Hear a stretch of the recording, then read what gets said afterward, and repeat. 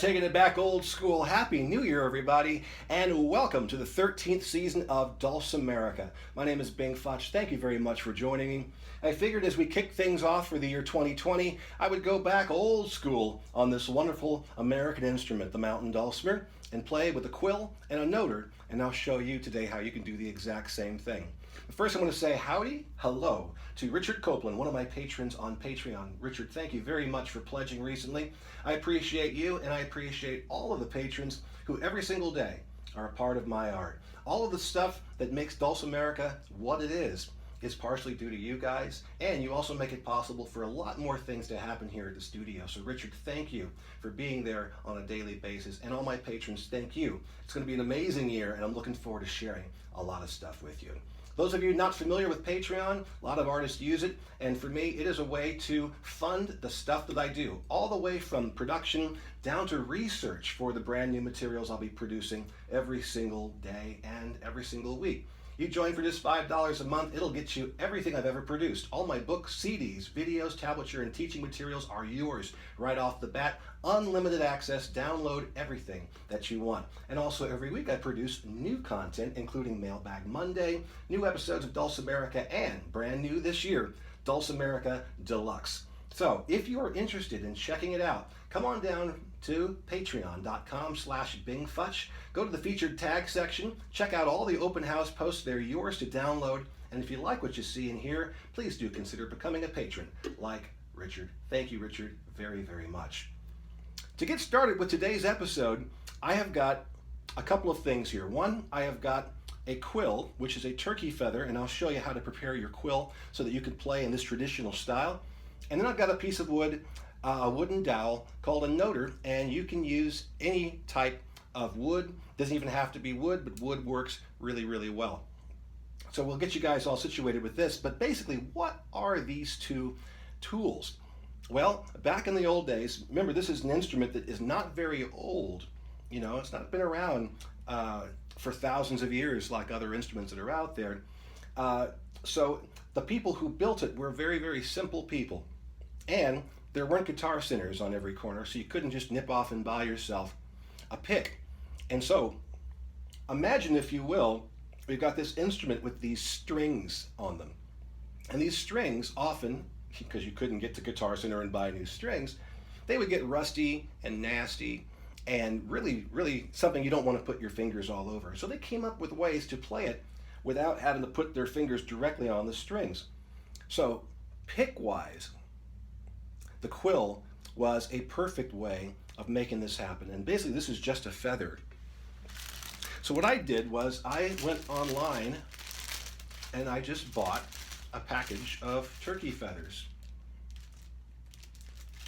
And they sell them for, you know, arts and crafts, decoration, stuff like that. Let me show you how to prepare the quill. Get one of these little bad boys out of here. So along both sides of, you know, the main piece here that we want, we've got the feathers. And so what you want to do is you want to get up here and start kind of pulling on them. And at some point, you'll catch a hold of a little strip and you'll be able to take just about that whole thing right off of there. You might have to fight with some individual ones here, he says, as he litters turkey feather all over the place. All right, so that's one side done. And then I'll come over here and see if I can grab another one. Wow, those really came off nice and easy. Sometimes you gotta fight with these things a little bit, but there we go. Just stripped that down. Got a little fluff on the end there, but I might actually remove that at some point. Now there are a couple different schools of thought on this. So once you get that feather off of there, what you've now got is you've got a really thin end. I've got these little tiny bits of feather on the end there. You've got a thin end there, and then you've got the big thick end that actually was in the bird at one point.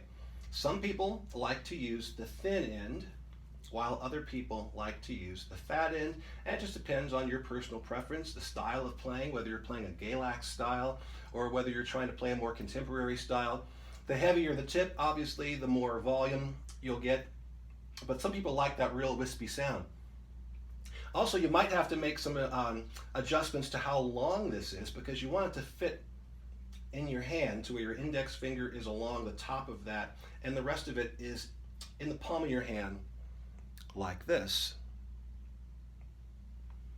So, you know, if it's too long, you're going to find yourself with your elbow way up in the air trying to get this to connect with the dulcimer. So as you can see, and these were all about the same size when I got them, you can see that I have cut the piece that I'm using a little bit shorter so that it fits in my hand real nice. Also being very careful about the tip here. If it's too flexible, you're not going to get a lot of sound. You want there to be a little bit of resistance there. And so I've got this at a nice manageable length to where I can get right here in my comfort zone where I strum.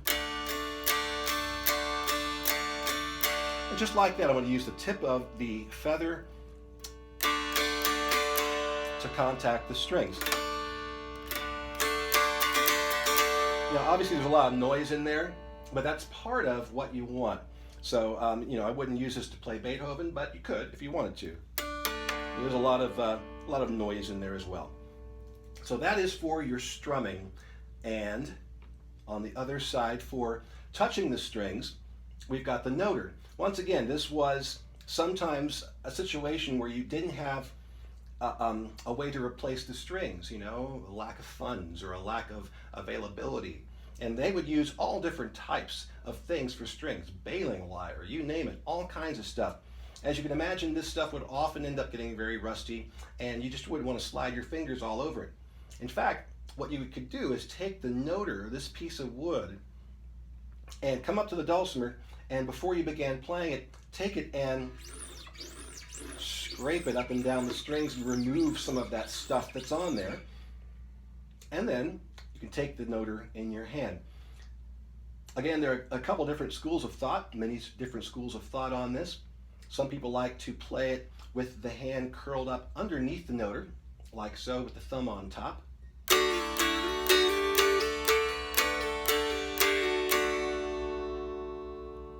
And other people like to play with the hand mostly on top and the index finger on top of the noter.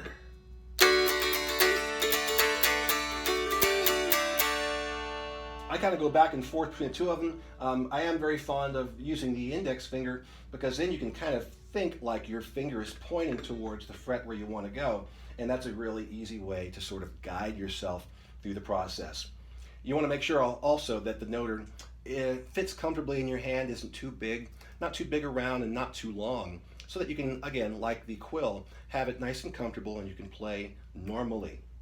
With the quill and the noter, I'm going to kind of just start off mellow, and you'll notice that I'm just going to keep that noter like I would use my finger to the left of the fret, and then the quill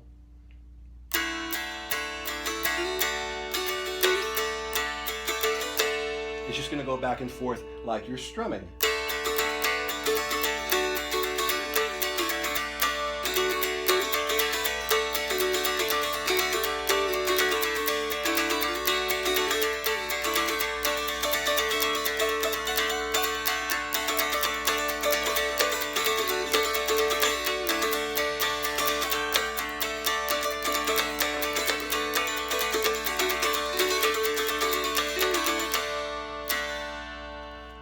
And there is a great sound, older than the hills, and truly authentic when you play it in this style.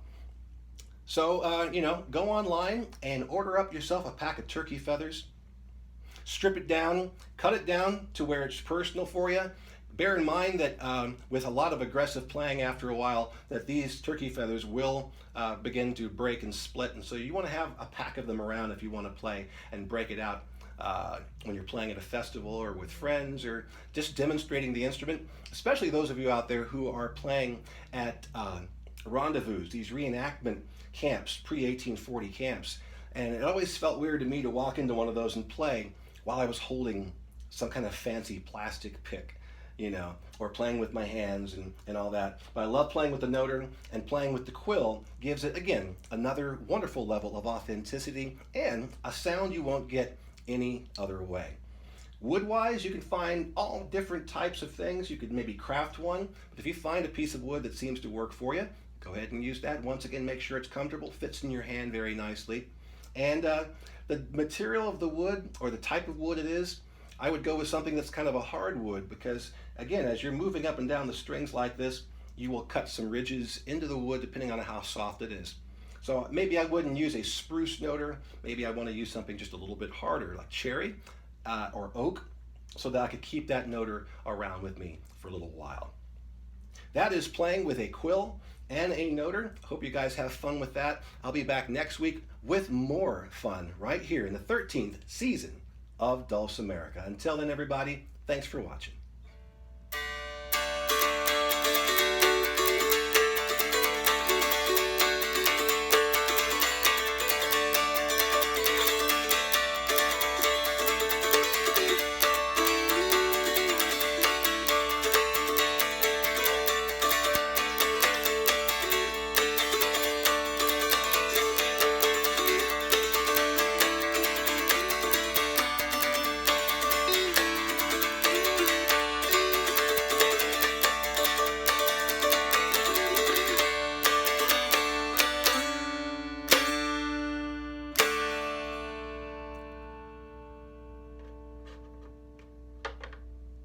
Stay.